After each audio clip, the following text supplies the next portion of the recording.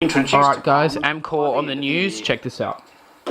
Well, it may come as a surprise, but there is affordable housing in inner Melbourne. What's less surprising is that there's nowhere near enough. Now some councils and housing groups are pushing developers to make more low-cost rentals available in new constructions. But as James Hancock reports, councils lack the power to enforce any agreement. Janie Miller pays $250 a week for this East Coburg unit. My gorgeous little cubby house apartment. It's well below the market rate. If her rent wasn't subsidised, there's no way she could live here. And the thought of having to go another 10, 20 kilometres out just to afford to live is really painful. The concept of affordable housing is well known in cities like London, where up to 40% of new dwellings are set aside by developers for lower income tenants, with the help of government incentives. But in Melbourne, it's far less common. Some councils are now trying to use their power over zoning approvals to nudge developers into setting aside part of their projects for affordable housing. I think we're frustrated. Sandra Wilson is the mayor of Hobsons Bay, which is planning a massive land release on this site in Altona North, enough for 3,000 new homes.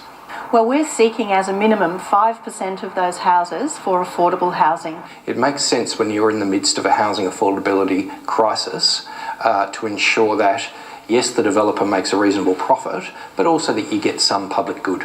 But it's not something councils can force on developers. Some of the decisions that we make can be challenged at VCAT. The whole definition of affordable housing is a little grey.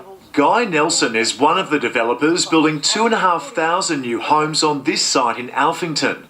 Yarra Council wanted 5% of them set aside for affordable housing.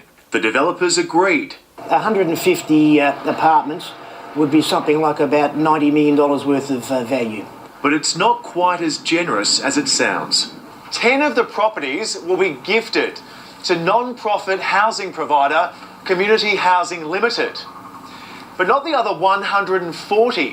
One of the developers will retain ownership of the properties to potentially be sold off at market value in 10 years.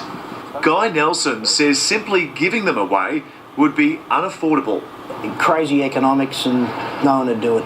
It is the best deal that can be achieved because there are no others. There needs to be an overall statewide policy so that developers can price affordable housing into their projects. The state government says legislation already before Parliament will give councils stronger powers to enforce agreements.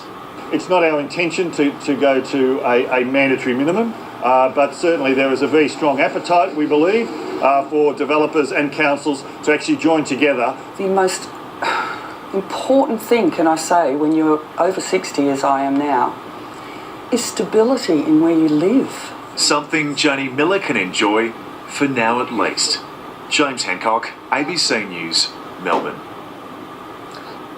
Oh, You're watching ABC News Sunday. Still to come. Alright, so that's it. Hope you enjoyed the Amcor on the news. You did see Amcor before. If you don't know what Amcor looks like, watch our video. Sorry, my heater turned on like midway through that, but I hope you enjoyed it. Anyway, this is pretty much just documentary. No one probably watched the whole video, so if you did, believe in yourself. Thank you very much.